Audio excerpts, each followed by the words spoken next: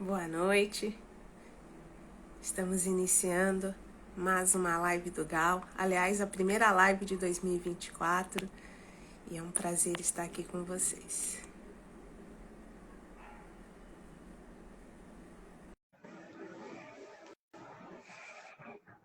Vamos aguardar mais um minutinho para que a nossa convidada e a Rosana também possa estar entrando. Boa noite, Rosana. Tudo bem? Tudo bem? Tudo jóia. Tá dando eco? Bom, tá dando eco? Um pouquinho. Será que é aqui? Deixa eu ver meu Fone. Meu fone. Vamos pôr fone também, pera lá. Ajustando os sons aqui.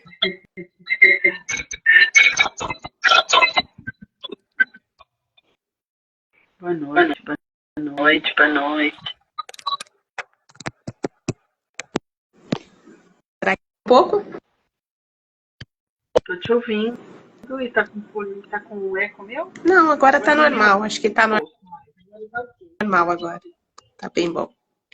Muito joia. Vamos aguardar um momentinho. Daqui a pouco estaremos aí de... apresentar o nosso combinado. Gente, boa noite, sejam bem-vindos a mais uma live do Gal. A gente começou em 2020, na pandemia, né? A gente começou com o propósito de acolher as pessoas que estavam perdendo, ficando enlutadas pelo propósito do Covid, e aí a gente não parou mais. A gente continuou com esse propósito de abraçar, de acolher, de dar alento àquelas pessoas que perderam seus entes queridos, seja por qualquer luto. E aí a gente acolheu desde 2020 mais de 5 mil enlutados, né, Dani? A gente deu muitos abraços, recebeu muitos abraços também. E a gente pode falar que é do mundo inteiro. A gente tem lutados do mundo inteiro aí, abraçando a gente e sendo muito abraçado por nós. A gente é um grupo de voluntários, como eu falei, com o objetivo de acolher essas pessoas.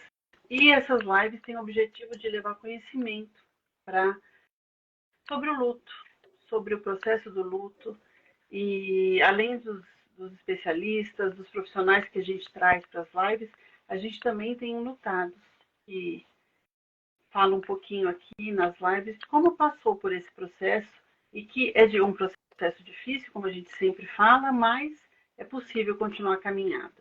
E a gente tem também, se você acessar o nosso Instagram, você vai ter um link, né? Se você ainda não é um dos que estão aqui no nosso grupo, a gente tem um link para você acessar e você participa do nosso WhatsApp, participa dos nossos encontros online às quartas-feiras, quinzenalmente, e recebe os nossos abraços aqui. Muito bom. Sempre importante a gente falar um pouquinho, né, o pessoal que está chegando aí, né, a gente também já tem uns elogios aqui sobre o trabalho, né, que o Gal realiza, né, e o pessoal desde junho com a gente, é uma jornada incrível, né, de muita superação, de muito amor, de muito cuidado, de muito aprendizado, acima de tudo, né, durante esse ano. Né, Dani? Ganhou muitos Sim, muitos amigos. verdade. Muita coisa aconteceu, né, nesses 4 anos. Uau! Estamos aguardando aí a Ediane, para a gente poder estar iniciando essa jornada. Obrigada por estarem aqui conosco. Muito bom. Vi que tem já a voluntária, a Soraya está aí também. A Vanessa, do grupo, está aqui com a gente. Ah, muito bom, muito bom. Muito joia. Ai, que lindo, Sibeli. Obrigada. Dá mais um minutinho. É esses abraços que a gente recebe sempre. Sempre, sempre. O áudio está abaixo da moça de laranja. A moça de laranja sou eu. Eu ia falar, será que minha cor é laranja? Mas eu estou te ouvindo bem, Dani. Eu não sei, talvez esteja entrando para eles baixo, mas para mim está tranquilo. Melhorou um pouco? Coloca um joinha aí, gente, se tá bom, tá para vocês ouvirem. Por favor, nos ajudem. A de laranja loira. Ah, você também tá de laranja, caramba. Então. Deixa eu ver. Tá Eu te baixo ouço ainda? bem, eu te ouço bem. E agora, melhorou? Eu falei um pouquinho mais alto. Melhorou, gente?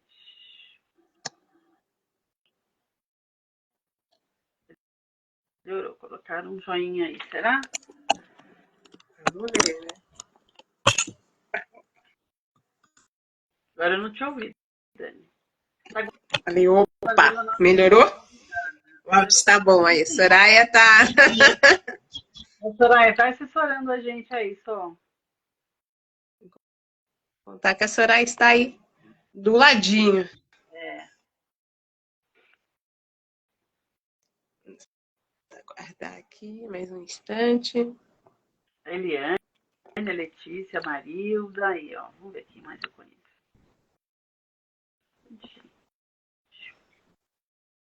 Fala pra gente de onde vocês estão falando. É.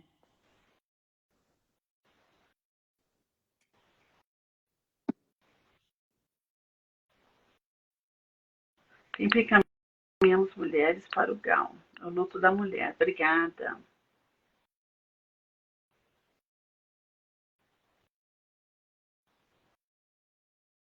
A Vanessa, desde 2020 com a gente. Joia. Canavieiras, Bahia.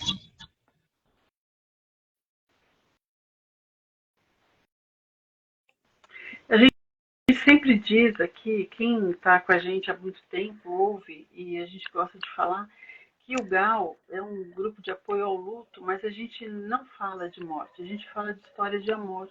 Aquelas pessoas que viveram com a gente, pararam de caminhar do lado, né, ao lado, e agora caminham dentro da gente. Esse é o nosso propósito de mostrar para você que o amor nunca morre, né? E que essa pessoa vai potencializar o amor em você e é isso que vai fazer você te impulsionar o tempo todo para a vida, né? Para a tua vida, para o teu caminhar nessa nova história que você vai construir. Não é fácil, né, Dani? Como a gente sempre diz, né?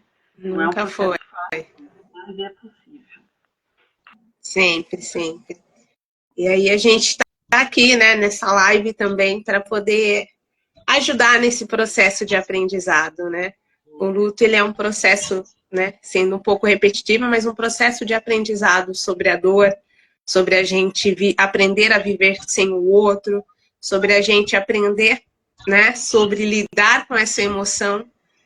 Então é sempre um desafio, mas algo extremamente essencial. E é de emoção que a gente vai falar hoje, né, Dani? Com certeza. A gente não, a gente vai aprender mais hoje. Convidado.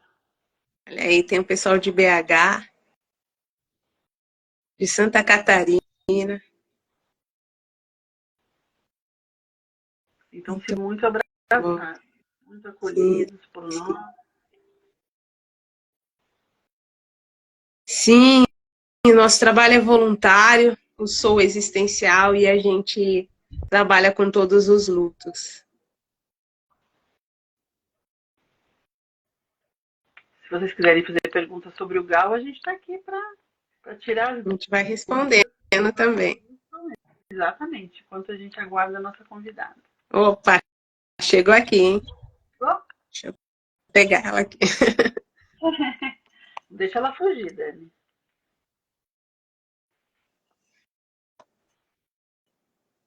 Vamos lá.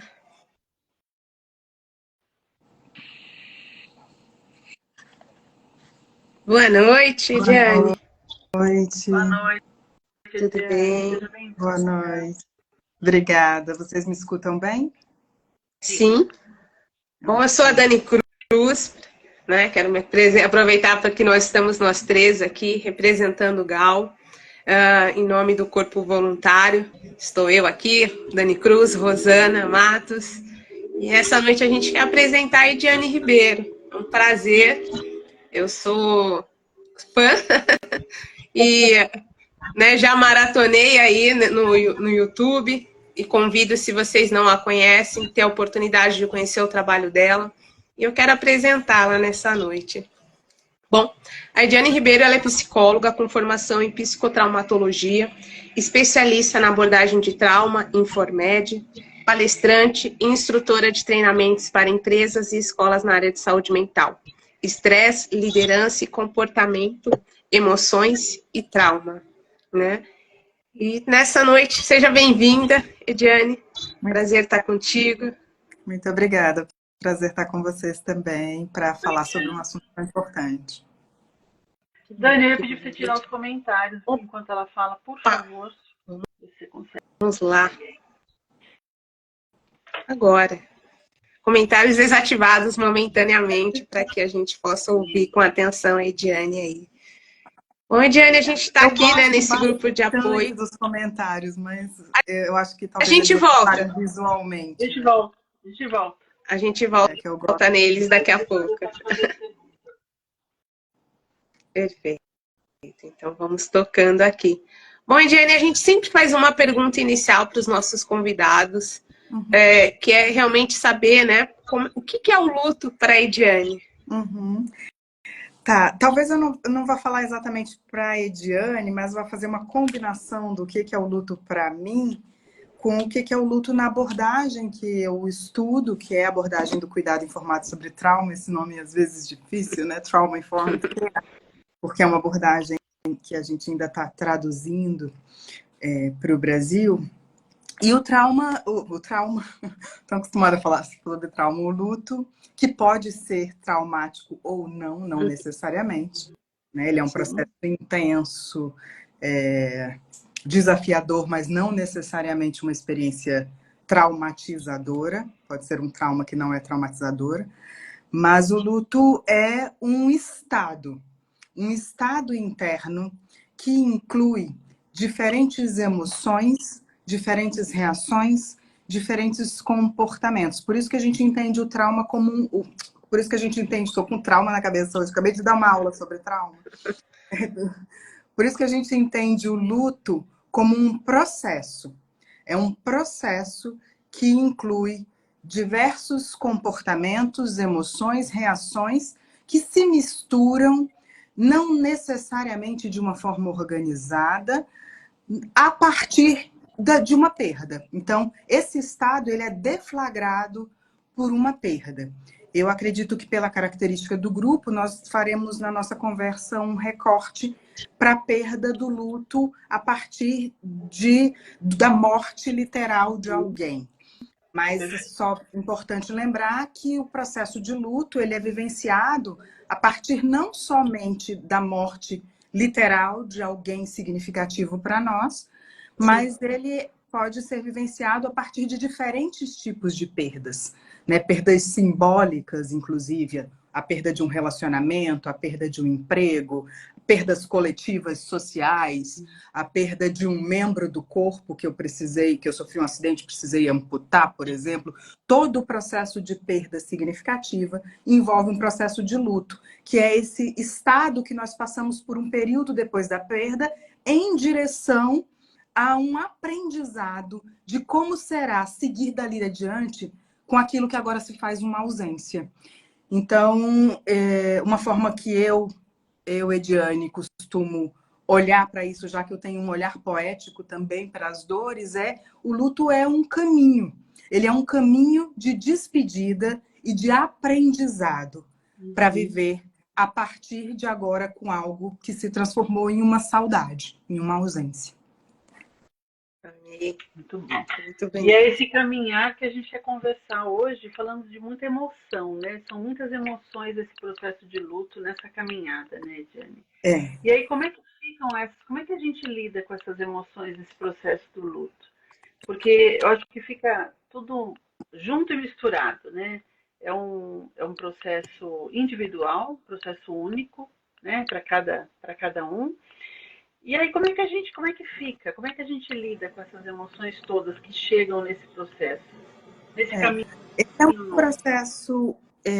o luto é um processo, sim, individual, mas eu digo que o quão mais solitário ele for, mais difícil ele é. Ele é individual, porém ele não pode ser solitário. Isso, exatamente. São duas coisas diferentes.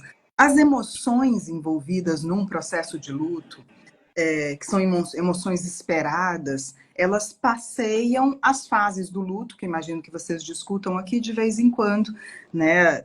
As fases descritas pela Elizabeth Kubler-Ross são as mais usadas, e no trauma a gente passa por algo muito parecido com o que ela propõe também, né? Então, um primeiro momento, antes de falar sobre essas fases e quais as emoções são caracterizadas por essas fases, talvez seja importante dizer que quando a gente pensa em fases do luto e no processo emocional que atravessa um luto saudável, e aí não estamos falando necessariamente de um luto que se transformou em traumatização, mas um luto saudável, esse caminho desafiador, que envolve dor, mas que é um processo em direção ao processamento dessa dor. As emoções vivenciadas e as fases vivenciadas, elas não serão vivenciadas de uma forma necessariamente linear e certinha, mas elas podem ser vivenciadas de forma intercalada, misturadas, ir e voltar em determinadas emoções. Então, quando eu descrevo aqui, eu vou descrever de uma forma didática, mas um processo que é dinâmico, que pode ir e voltar e que não é necessariamente linear. Então, logo que estamos diante de uma perda que é significativa para nós, as primeiras emoções vivenciadas, isso vai depender muito do tipo de perda, vai depender de como foi recebida a notícia, que são os microtraumas envolvidos no luto antes da ausência em si. Mas é muito comum que as pessoas vivenciem sensações que nós chamamos de dissociação, e isso nos leva a estados de desrealização. Ou seja, como se aquilo que está acontecendo não fosse real. É a fase chamada de negação, nas fases do luto, né? Onde parece que aquilo não é real, é um sonho, eu não acredito, eu não aceito. E aí a emoção vivenciada nesse momento, ela não é exatamente uma tristeza, não é exatamente uma raiva, é como se fosse uma dissociação do sentir. Ela está muito mais próxima de um tipo de anestesia do que exatamente de uma dor. À medida que se caminha no processo de um luto saudável, outras emoções vão dando lugar a essa desrealização, principalmente se o processo ele for ganhando acomodações, e os rituais nos ajudam muito a fazer essas acomodações, as outras emoções vão surgindo, como, por exemplo, a raiva, que não necessariamente é ruim, a raiva que tonifica o corpo e que quase dá uma energia para agir diante daquilo que precisa ser resolvido, porque um processo de luto, ele também vai nos conectar com algumas ações práticas, muitas vezes, principalmente se é uma pessoa muito próxima, se é um filho, se é um parceiro afetivo, se é um pai, uma mãe. Então, tem toda uma gerência de vida prática que envolve, que vai acontecer de forma simultânea ao processo do luto, e a raiva, no momento em que ela surge, ela quase que tonifica, trazendo uma energia necessária para a realização do que aconteceu. Né? Então, se a gente sai de um processo de desrealização, de não aceitação, para entrar em contato com algum tipo de tonificação do corpo, de vitalização, e que pode vir carregada de revolta, que pode vir carregada de sentimentos desafiadores, que não necessariamente vão cumprir um papel negativo, pode ter um papel muito importante nesse processo.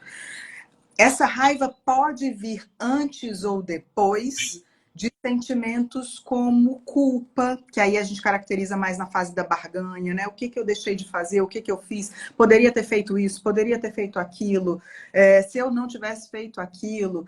Então, essa fase, a fase da raiva e a fase da barganha, que é aquele momento que a gente tenta negociar com o que já aconteceu, né? Negociar com o ocorrido, elas podem acontecer simultaneamente, pode acontecer uma depois da outra, podem se alternar. de várias formas e pode vir carregada de sentimento de culpa.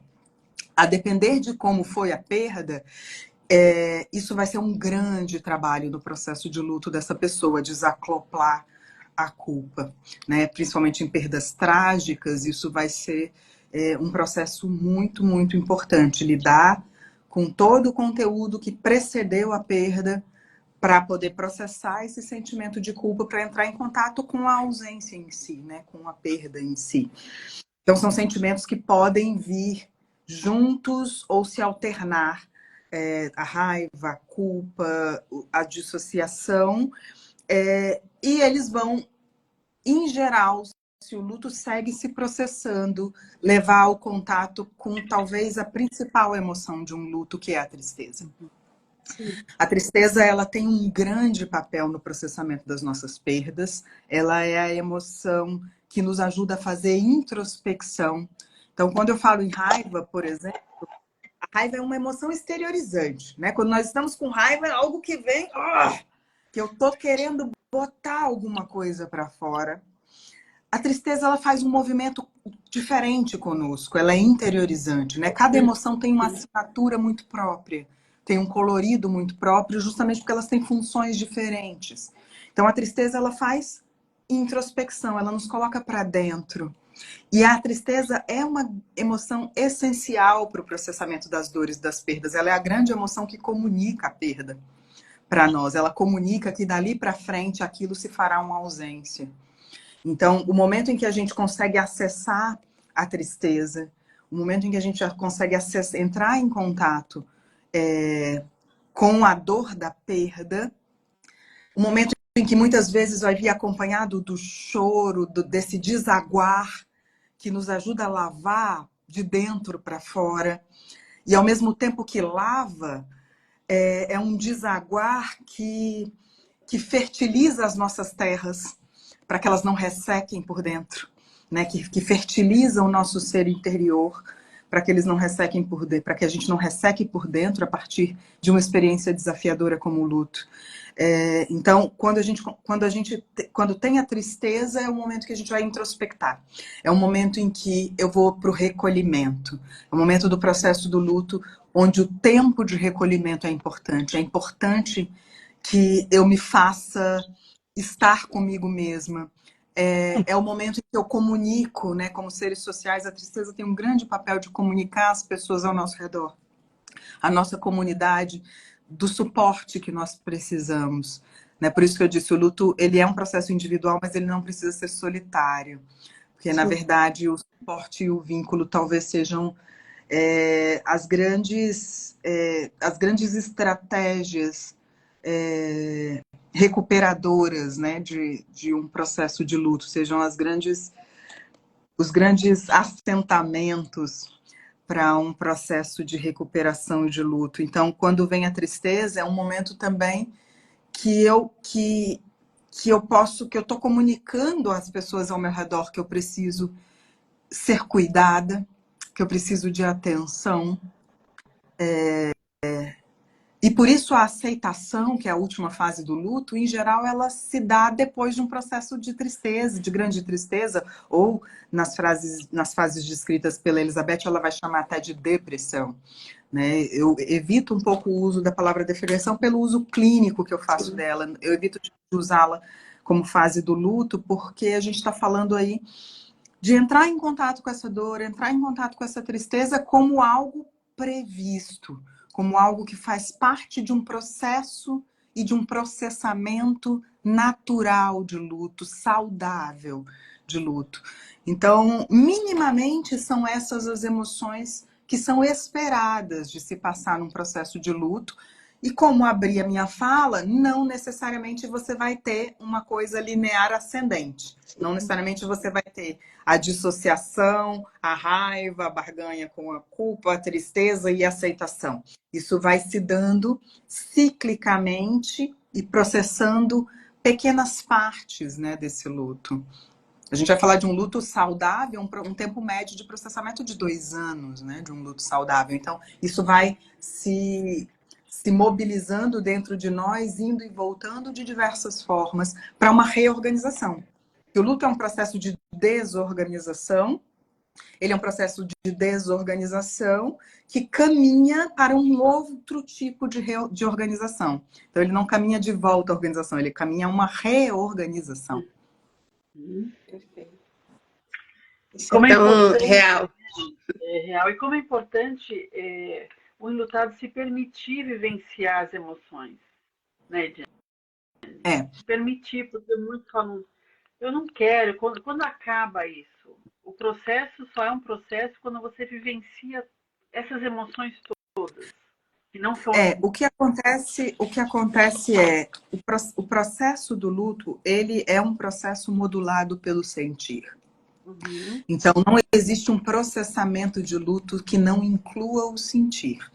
Quando alguém não entra em contato com o sentir, e vale dizer, sentir nos exige muito mais do que não sentir, para o nosso corpo, em grandes dores, dissociar é um processo até mais direto e mais rápido e até protetivo em alguns momentos.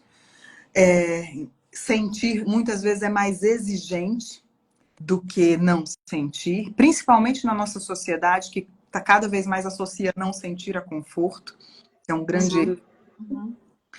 Então, o processamento do luto, ele é um processo que, por natureza, ele vai incluir o desconforto, vai incluir o sentir desafiador.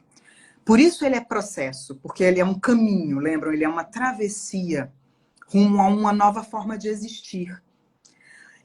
E aí, quando a gente faz essa despedida, né, entendendo que o luto ele é um processo de despedida, essa despedida não é só da pessoa que se foi.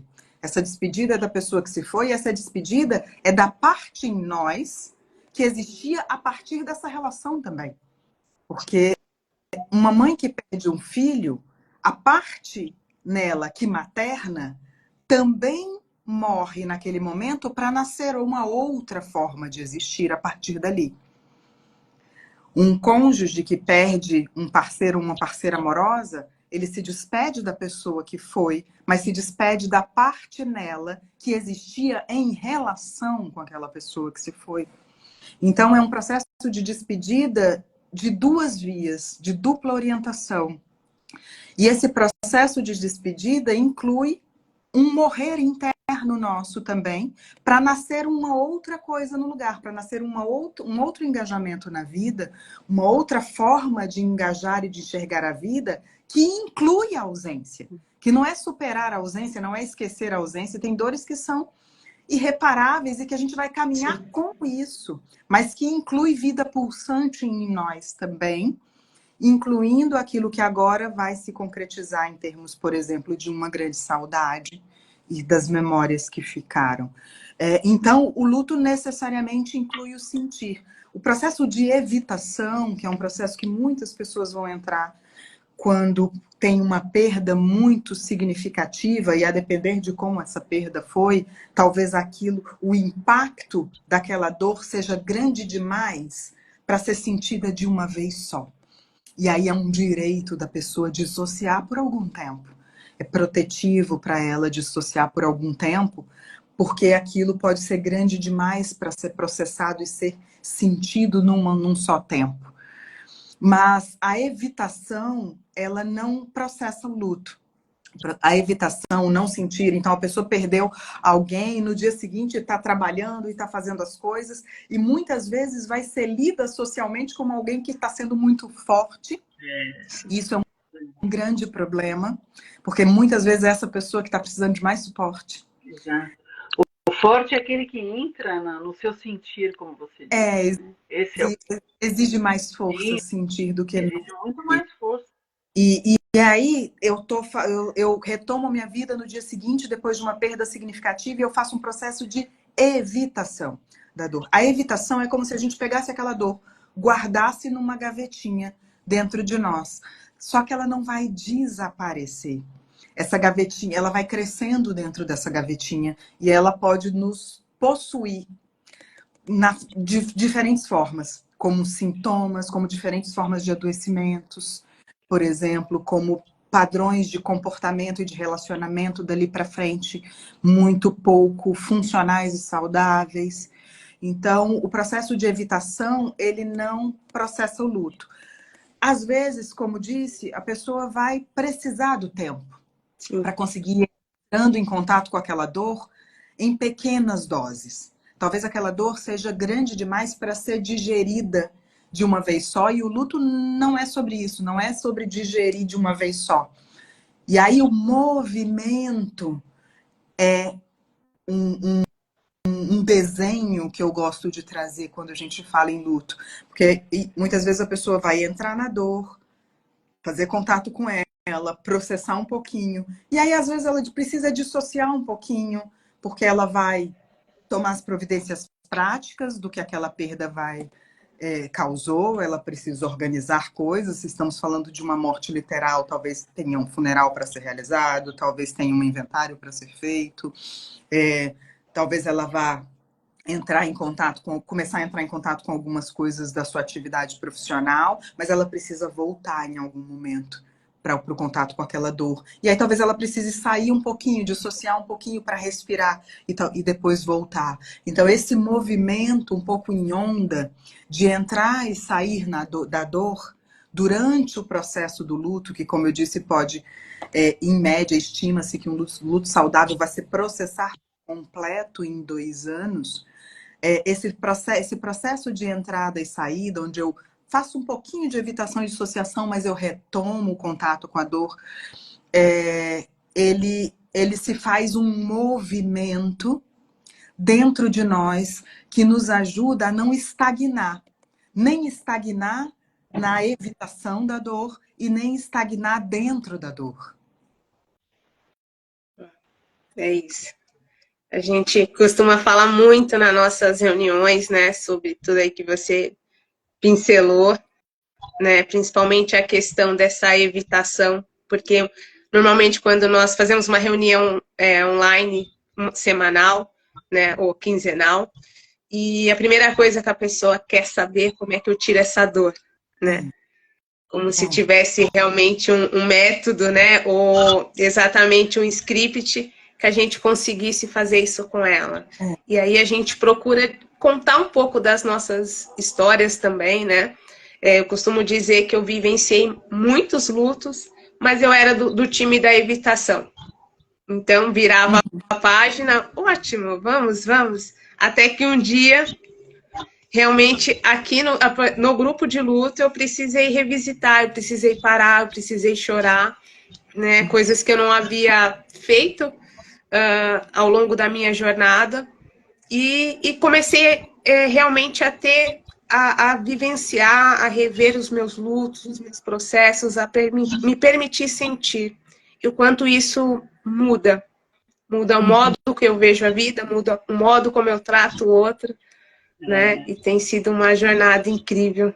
E como você viu forte fazendo tudo isso, né, Dani? E se achava forte, porque é pior, né? Eu imagino, Dani, esse processo e o quanto que ele te trouxe para a autenticidade, provavelmente para esse sorriso lindíssimo que você expressa. E quando alguém nos procura, né, na posição de psicoterapeuta, eu trabalho com diferentes tipos de luto, eu dou aula para terapeutas, para psicólogos, e muitas vezes os profissionais também chegam e falam como a gente faz para processar, né, para ajudar o cliente, para ajudar uma outra pessoa a processar o luto. E eu gosto muito de convocar uma reflexão, que é o que é processar o luto. Porque processar o luto não é arrancar a dor, é exatamente a fala que você estava fazendo, que a pessoa vai chegar com uma demanda que é quase como eu paro de sentir essa dor. Como você pode me ajudar a parar de sentir essa dor? Quem arranca essa dor de mim? E aí eu manual para isso? Oi? Tem um manual para isso? Quais os passos? No meu caso, os alunos, às vezes, qual a técnica? Né? Qual a técnica terapêutica?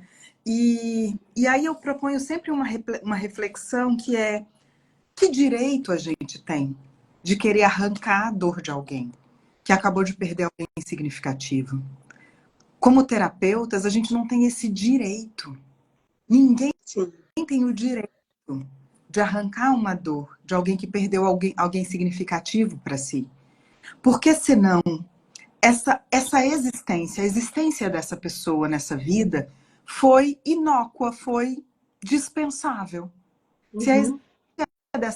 Se a dor da perda de alguém significativo não pode ser sentida, a existência da pessoa nessa vida perde também o sentido. Então, a gente não tem nem o direito de arrancar a dor de alguém que está em luto.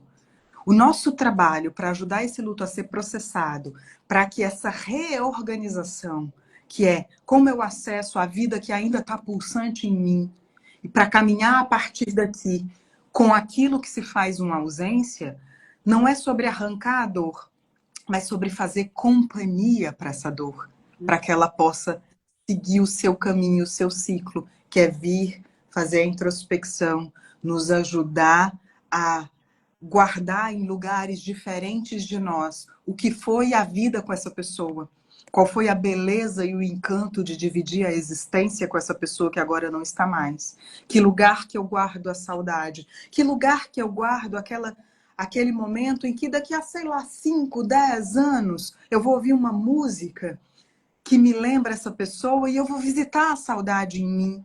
E aí, às vezes, eu vou dar uma choradinha, mas isso não quer dizer que o meu luto não foi processado, só quer dizer que eu estou visitando aquilo que agora se transformou numa saudade. Então, eu acho que seria leviano da nossa parte falar em arrancar a dor do luto de alguém, porque seria quase invalidar a magnitude da existência da vida daquela pessoa. E invalidar o amor, né? Invalidar o amor. Exatamente. Então, eu acho que o processo de quem apoia o luto como grupo de apoio ao luto, o processo de um terapeuta, o papel de um grupo de apoio ao luto, o papel de um terapeuta é não deixar que o luto seja solitário. Uhum.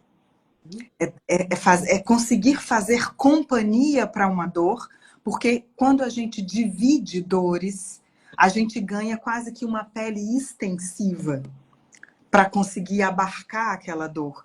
Então, no processo de uma dor muito intensa, é como se nosso corpo fosse se contraindo e aquela dor fosse tomando conta de todo o nosso corpo. E aí, de repente, a nossa pele física já não cabe mais aquela dor. E aí, no contato com o outro e com o vínculo, eu ganho uma pele extensiva que permite que aquela dor se alargue um pouquinho mais e abra espaços. E esses espaços que vão sendo abertos são os espaços de reconstrução de uma identidade dali em diante, de reconstrução de uma vida dali em diante, que inclui a perda, que inclui a ausência, que inclui todas as memórias que essa pessoa vai deixar, mas que inclui vida pulsante e engajar na vida novamente. Então, é desafiador e para quem está sofrendo, eu imagino que se tivesse uma pílula mágica para parar de sofrer, ia querer tomar. Mas eu sempre faço um convite às pessoas que estão nesse momento de dor, que é o quanto não sentir isso também é invalidar o quão essa pessoa foi importante na nossa vida. Uhum. Uhum. Ô, Ediane, quando você fala de tomar essa pílula para esquecer, né, essa dor, esquecer o outro, aí de fato é um luto, né? Aí de fato é uma perda mesmo, porque aí você não tem nem a saudade, nem o amor latente que ficou, nem as memórias, você não fica sem nada. Aí de fato é mais Eu doloroso. diria que não é o luto. O luto eu acho que é o processo natural de passar pelas emoções, pela dor e reorganização. Eu diria que aí você tem uma desrealização. Isso. Essa perda, ela fica sem localidade. Exato. Ela E fica... aí a dor é muito maior, né? É porque ela vive dentro de nós como se fosse um fragmento solto, que não está localizado em lugar nenhum. Então, Exato.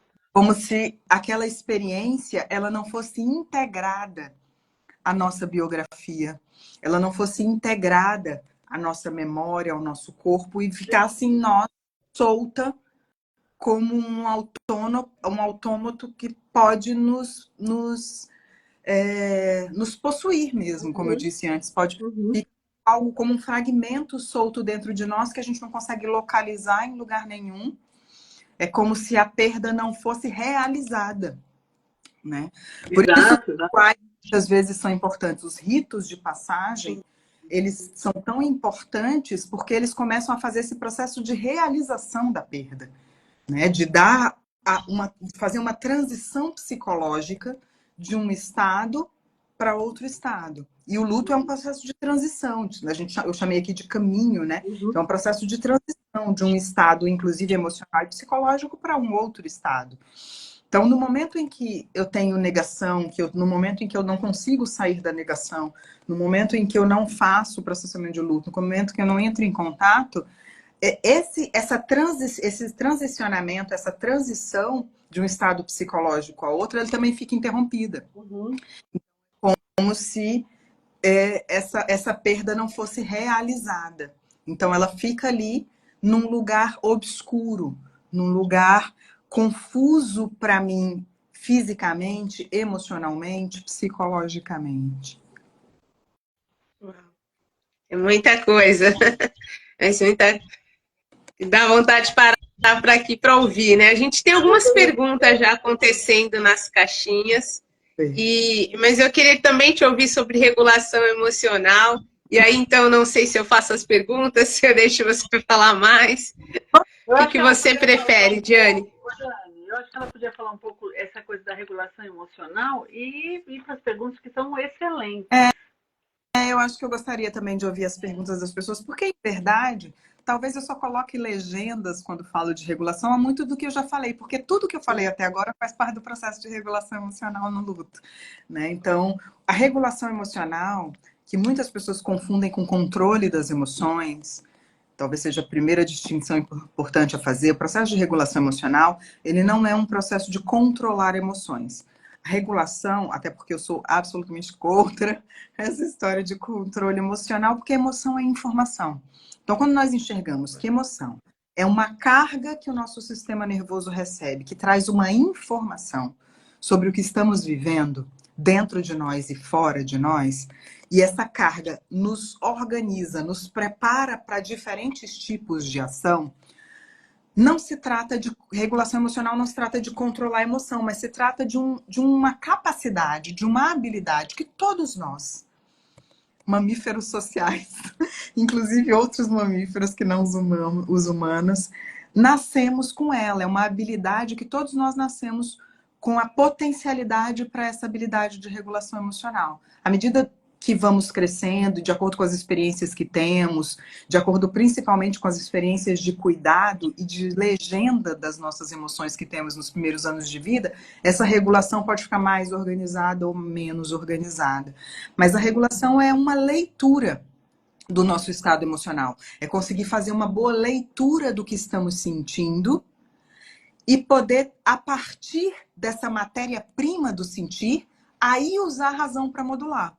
O que acontece com a nossa sociedade contemporânea e moderna? Ao longo da história da humanidade, à medida que o homem foi ganhando neocórtex e virando um ser mais racional, isso é discutível, mas sim, racional no sentido da razão, foi havendo um apaixonamento da humanidade pela razão e pelos processos cognitivos, que vai ter o seu auge lá no positivismo e lá em Descartes com a frase penso, logo existo, como se as habilidades cognitivas e a nossa capacidade cognitiva fosse maior do que nossas habilidades emocionais e o nosso sistema emocional. Foi havendo um privilégio da razão em detrimento da emoção, que é uma fragmentação entre corpo e mente. Porque emoção é uma qualidade do corpo. Emoção é um conjunto de sensações que são disparados como uma sinfonia no nosso corpo a partir de um determinado estímulo, que pode ser algo fora de nós ou dentro de nós, né? Pode ser uma situação que estou vivendo, pode ser uma memória, pode ser um pensamento. Então, a emoção, ela acontece efetivamente no corpo. a fragmentação corpo-mente, o divórcio, como uma ex-professora minha costuma dizer, esse divórcio corpo-mente que a humanidade foi fazendo e privilegiando cada vez mais o que é da qualidade do cognitivo em detrimento do que é da qualidade do corpo, nos criou um grande problema na modernidade, que é essa dificuldade de ler as nossas emoções. Então, muitas e muitos de nós, e me incluo nisso, chegamos à vida adulta com quase analfabetos emocionais, com uma dificuldade de ler o que realmente sentimos e confundindo estados emocionais, às vezes confundindo raiva com cansaço, às vezes confundindo raiva com tristeza, que são duas emoções que se acoplam de forma muito particular, e não sabendo como dar vazão para essa emoção, já que a emoção é uma coisa que vem nos preparar para uma ação. Então, a regulação emocional é uma recuperação dessa habilidade que já tivemos no passado. Então, o homem lá na tataravós das cavernas nossos, ele precisava estar muito conectado com seus instintos e com seu sentir para sobreviver na selva. E a gente foi perdendo isso. A regulação emocional é voltar para o corpo, é voltar para a emoção e conseguir usar isso como matéria-prima da nossa ação associada ao pensar.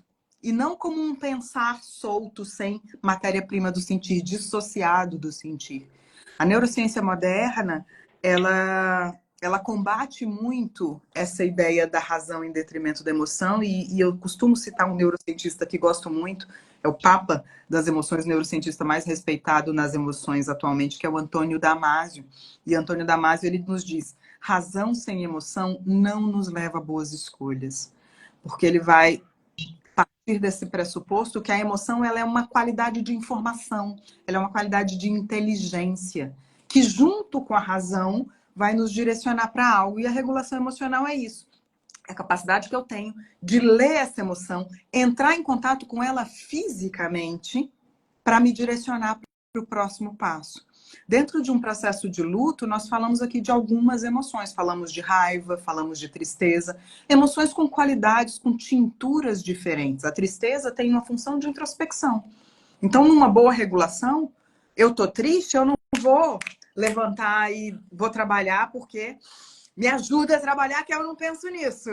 E vou agora, não quero pensar sobre isso, e vou fazer mil coisas, e vou encher o meu dia da primeira à última hora para não pensar. No momento em que eu reconheço que eu tô triste, eu vou fazer recolhimento. Eu vou fazer a introspecção que a tristeza me pede para poder dar lugar para aquele sentir, para dali seguir em diante. Assim como no momento em que eu tô com raiva, eu não vou sentar para meditar. Eu vou sentar para meditar todo dia, como um processo que faz bem para o organismo. No momento em que eu tenho raiva, a raiva me comunica de uma violação dos meus limites. A raiva me comunica de uma injustiça que eu estou vivenciando. A raiva me comunica de algo que eu não aceito. Ela me energiza, ela faz um movimento completamente oposto da tristeza. Ela me energiza, às vezes, para dizer: daqui não ultrapasse, para dizer os meus nãos. Raiva não se equipara à violência de forma alguma. Violência é uma expressão distorcida da raiva. Porque a raiva, se ela não tiver uma expressão saudável, ela ou vai sair distorcida em forma de violência, ou a gente vai engoli-la e ela vira um sintoma. Sim. Então, dentro de um processo de luto, a raiva, muitas vezes, ela vem como uma energia que dá tônus para eu juntar os meus caquinhos e falar: ok, diante disso, vamos adiante. Então, a regulação emocional é essa habilidade inata, mas que muitas vezes a gente desaprendeu e precisa reaprender, de ler o nosso estado emocional e usar a energia, a assinatura de cada emoção para coisas diferentes e de formas diferentes, para que elas cumpram a função delas. Eu acho que, para quem nos escuta, se eu posso deixar uma mensagem, esqueceu tudo que eu falei, pensa: toda emoção tem função. E ela só cumpre o seu papel. A emoção, ela só fecha o ciclo quando ela cumpre a função. Quando ela cumpre a função, ela naturalmente se despede de nós. Porque toda emoção também, quando saudável, por natureza, ela tem uma característica transitória.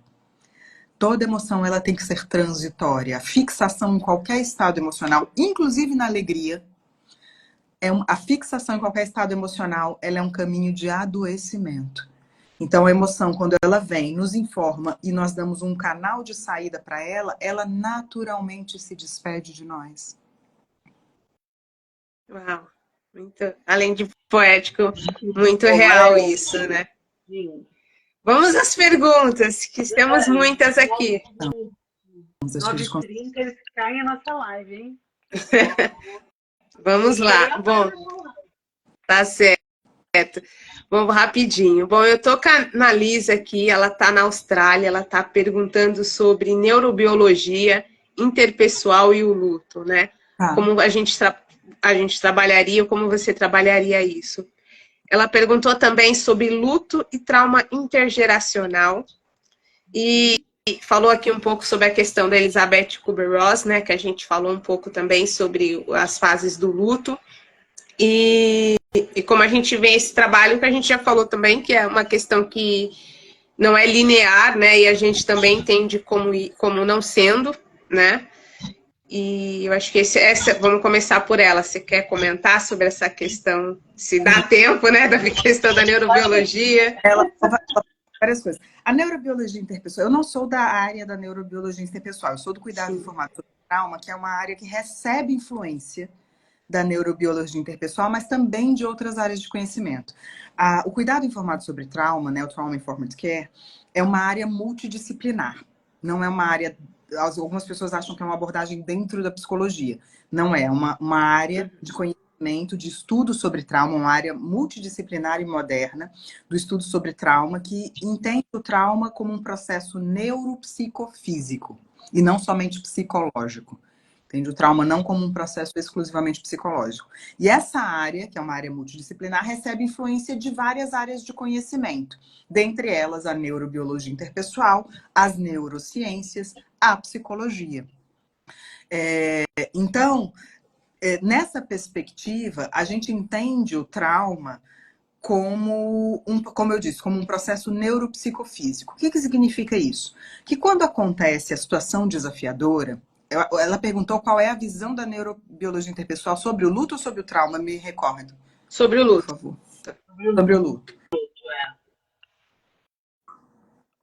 O que vai acontecer, que vai ser um pouco a visão sobre o trauma e não sobre a traumatização. O que acontece? Nessas áreas que se combinam no cuidado informado sobre trauma, a gente entende que quando você está diante de uma situação desafiadora, como um luto, por exemplo, a perda, vai acontecer uma sobrecarga no seu sistema nervoso que te prepara para situações ameaçadoras. Então, existe um disparar de um sistema de alerta no seu cérebro que te coloca, que te joga nas suas defesas de sobrevivência. Numa visão mais clássica, nós podemos pensar lutar, fugir, congelar como as principais defesas de sobrevivência. Os autores mais modernos vão ramificar um pouco mais, vão trazer engajamento social, colapso, algumas outras, grito por ajuda, como algumas outras defesas de sobrevivência, mas a gente pode agrupar nessas 3 categorias maiores, só para efeito didático. Então, diante de uma situação desafiadora, a perda,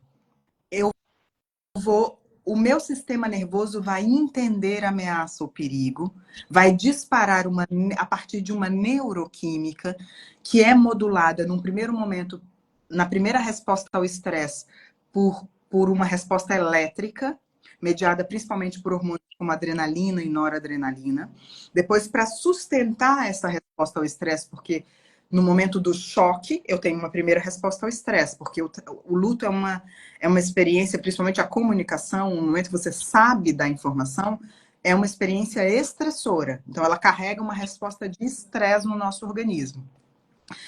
Depois, você vai lidar ainda por um tempo com a dor dessa experiência, e aí, para sustentar a carga, o estresse, entra o sistema neuroendócrino na jogada, que vai incluir o cortisol. Se esse processo não se fecha, se ele não se conclui, E se a gente sustenta esse estresse por mais tempo do que o nosso organismo dá conta, ou com cargas maiores que ele dá conta, aí a gente entra na terceira fase, que é a exaustão, que é uma fase que tem mais janela para traumatização, que é o luto, por exemplo, que não se processa nesse tempo médio de 2 anos, e que nas classificações a gente vai chamar de luto complexo ou luto patológico. Então, nós temos essas respostas ao estresse em 3 fases, que também não é linear. Tudo aqui a gente está falando de uma coisa didática, numa tentativa de descrever um fenômeno extremamente complexo. Então, é sempre importante a gente falar isso. As tentativas didáticas de descrição, elas sempre vão reduzir o fenômeno. Então, essa fase do estresse, ela pode ter variações. E no caso do luto, nós temos microtraumas que podem estar envolvidos no processo do luto. Então, quando o seu sistema nervoso carrega para responder ao estresse, você entra na resposta de sobrevivência, isso pode te levar para um processamento, que é entrar em contato com a emoção e com a dor, uma descarga física, porque se houve um carregamento físico, essa descarga vai ser física, por isso a gente chora, a gente treme. E aí você faz a liberação para uma volta para a homeostase. É uma curva, do ponto de vista neurobiológico, que é a curva que nós descrevemos aqui do ponto de vista da psicodinâmica. Né? Você entra no estresse, você entra em contato com a dor, você processa, libera e você sai do estresse. Só que isso vai acontecer, essa onda pode acontecer em microexperiências dentro de um processo de perda, que vai gerar um luto. Que a depender de como eu recebi a informação da perda, como foi a perda, o que estava envolvido nessa perda. Então, muitas vezes num trabalho terapêutico de processamento de luto, nós vamos decupar essa experiência em pequenos traumas. Porque antes de chegar na perda, na ausência daquela pessoa que se foi, existem alguns traumas anteriores que foram vividos. Por exemplo, a forma como a pessoa recebeu a notícia. A forma como recebeu a notícia pode dar um carregamento nesse sistema nervoso que gera uma sobrecarga, que ao invés da pessoa ir para as defesas de sobrevivência, como lutar, fugir, que vai incluir processamento de dor, ela pode congelar. Uma mãe que desmaia ao receber a notícia da morte de um filho, ela está entrando direto numa defesa de sobrevivência dissociativa, que é o colapso. E nesse momento, essa defesa ela está sendo protetiva para ela. Significa que o sistema nervoso dela recebeu uma carga maior do que o que ela pode sustentar naquele momento. E no momento que o sistema apaga, é uma forma de proteger o sistema nervoso daquela carga que foi maior do que pode ser sustentada. Então, ela entrou direto na defesa de sobrevivência dissociativa. Às vezes eu vou chorar, às vezes eu vou para tristeza, às vezes eu vou para fuga, às vezes eu vou para luta. Então, o processo neurobiológico, ele vai acompanhando a psicodinâmica de um processo de luto. Tudo que acontece conosco, do ponto de vista psicológico e emocional, tem uma correspondência biológica. Assim como tudo que acontece na nossa biologia informa da psicodinâmica daquele indivíduo. Então, os nossos adoecimentos, as nossas dores, os nossos sintomas, a forma como andamos, respiramos, falamos, amamos, tudo informa também da nossa psicodinâmica. Então, tudo tem uma correspondência que vai acontecendo ao mesmo tempo. Alguns autores da neurobiologia interpessoal vão dizer que o trauma é físico antes de ser psicológico. Mesmo que pareça que é tudo ao mesmo tempo, como se fossem milésimos de segundos antes, o corpo reage antes e a mente acompanha esse processo. Então, nós vemos no luto a experiência de um trauma. Dentro do cuidado formado sobre trauma da neurobiologia interpessoal, nós vemos o ciclo da experiência de um trauma. Porém, o trauma, ele se finda com a descarga, e isso não gera traumatização. Então, o processo do luto é: vivi o trauma, processei, liberei, estou saudável de novo. A traumatização é quando esse processo de carregar e descarregar não acontece adequadamente. E aí, eu tenho desfechos que duram no tempo, que podem ser desfechos clínicos, depressão, ansiedade, adoecimentos dos mais variados tipos, comportamentos disfuncionais. E aí a gente diz que o trauma se transformou em traumatização. Por isso, todos nós vivemos trauma, mas nem todo trauma nos deixa traumatizados. E por isso eu abri dizendo que o luto não é necessariamente uma experiência traumatizante. Ela é uma experiência desafiadora, intensa, dolorosa, não necessariamente traumatizante. Bom, vou tentar aqui resumir. O tempo urge. Vou entrar algumas. Até uma passou aqui pra gente que ela tá. Enfim, que se a morte é a única coisa certa na vida, porque vivenciamos essa dor extrema? E é apego, é falta de fé? Eu vou juntar algumas outras perguntas, tá? A Farmarose perguntou. Ela quer dizer sobre. Quero dizer, vontade de tirar a própria vida. Deixa eu ver, que acho que ela fez outra pergunta. E o sentimento de morte, o que fazer quando tem essa vontade de tirar a própria vida? Depois do luto. Isso. A Sandri pergunta: como voltar a realizar meus afazeres depois da perda de um ente querido? Como a Valéria, como voltar a ser feliz genuinamente? E ela também comenta que desde 2016 ela tem vivido lutos anuais, uma tristeza gigantes derrubando ela. A Valesca, como lidar com esse equilíbrio de sentir o luto, resistir, se reinventar? Eu já surto, ela comenta aqui. E por último, né, a Psi Roberta está perguntando como tu perceber o atravessamento de uma perda traumática, ou seja, um assassinato e um luto patológico. Não sei se eu vou lembrar de todas. Meninas, depois a gente volta aí e faz assim. Faz uma live também, tipo, essas pessoas podem escrever no. E se você pode responder para ele também. Eu não sei se eu vou me lembrar de todas as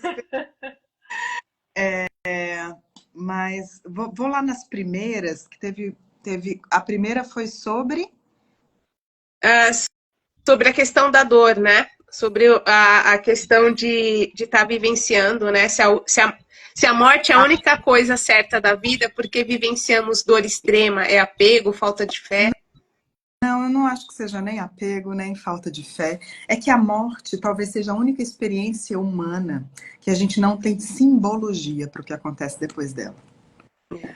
Ela é uma das poucas experiências humanas que a gente não tem simbologia. Nós temos tentativas de simbologia e as diferentes tradições religiosas nos oferecem justamente uma tentativa de simbolização para o que acontece pós-morte, tentativas de interpretação, né? Porque todas as nossas experiências humanas, para elas serem integradas, elas passam por um processo, como eu disse, tem um correspondente biológico, e elas se integram a partir daquilo que a gente consegue nomear, legendar, simbolizar e aí liberar.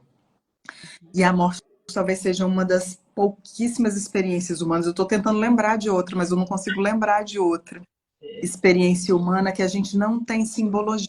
Efetivamente, embora a gente tenha, como disse, diferentes tradições religiosas que vão dizer, que vão fazer suas explicações diferentes para o que acontece pós-morte, efetivamente a gente não sabe.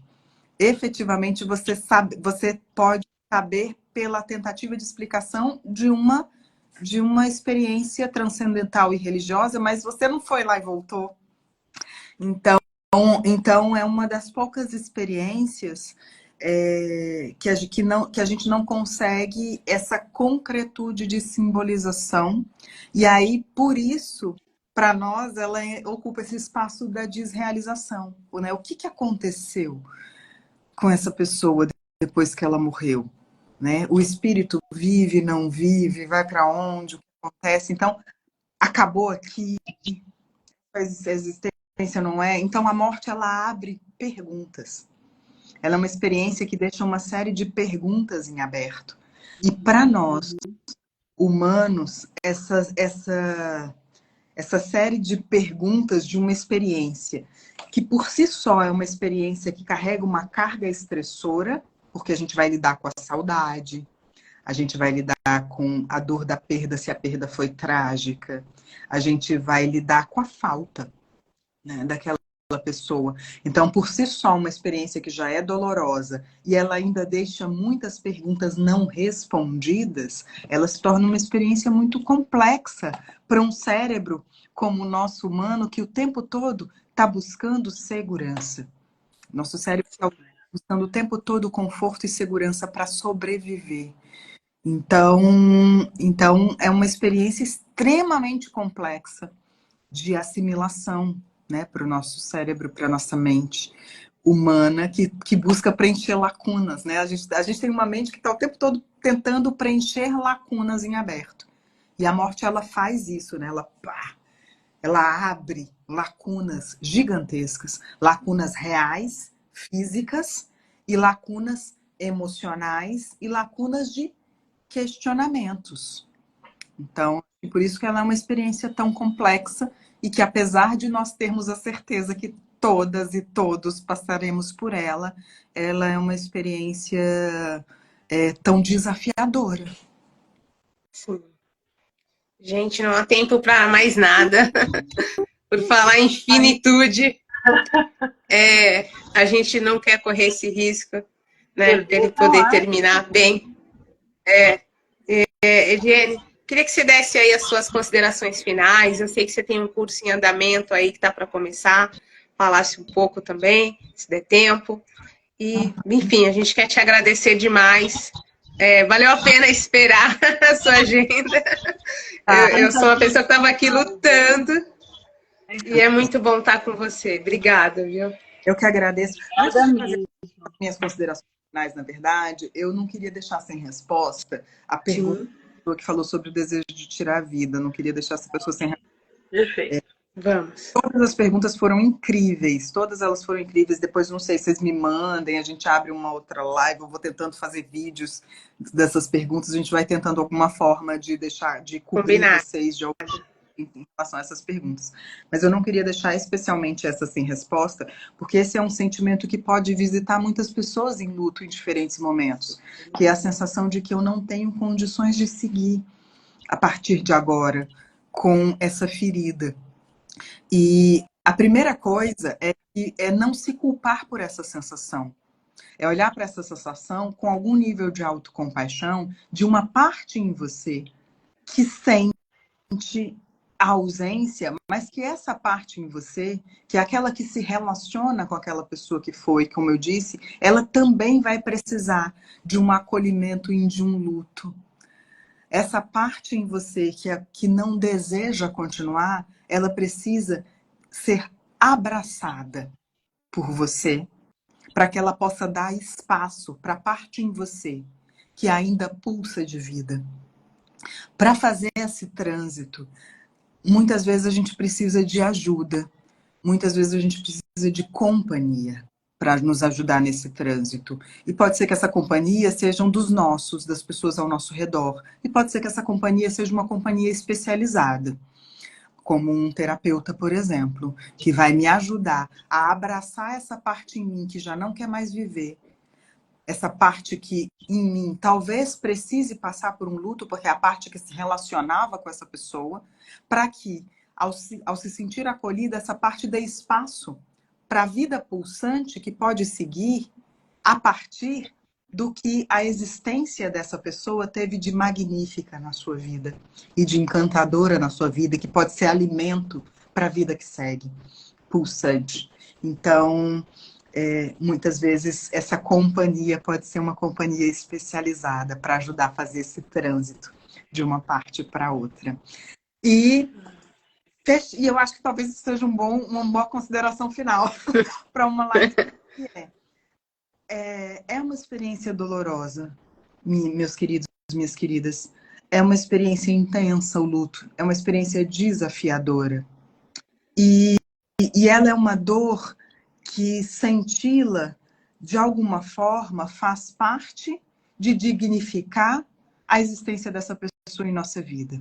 Então, passar pelo luto é dignificar a existência dessa pessoa que se foi, mas que vive dentro de nós em tudo que ela nos deixou e que pode alimentar a parte pulsante de vida em nós e que vai nos ajudar a seguir com essa saudade, com isso que agora se fez uma ausência, e abrir espaços em nós para nascer outras coisas.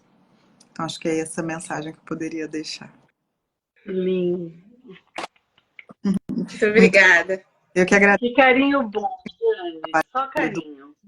Carinho muito bom com os resultados que aqui estão. Muito obrigada. Muito obrigada. Sim, gente, vai ficar gravada, calma, vai ficar gravada para você ouvir, compartilhar. E vai ser muito bom, é um tempo de aprendizado, de amor, que vocês possam ter se sentido muito abraçados aqui. Nós costumamos dizer que as nossas lives, elas são atemporais, então no momento que você precisar, venha, receba esse abraço aqui virtual. E, enfim, busque, né, de novo, siga ela aqui. A gente vai ter muita oportunidade de conhecer um pouco desse trabalho e como isso pode te ajudar de muitas formas. É isso. Obrigada, Ediane. Obrigada, Rosana. Obrigada a cada um que participou com a gente. Foi um tempo incrível. Boa noite, pessoal. É muito importante o trabalho de apoio ao luto. E um grupo de apoio ao luto é extremamente importante, porque, como eu disse, é no vínculo que a gente se reestabelece, a gente restaura das nossas dores. Um abraço, minha gente. Obrigada. Obrigada. Até mais, gente. Tchau, tchau.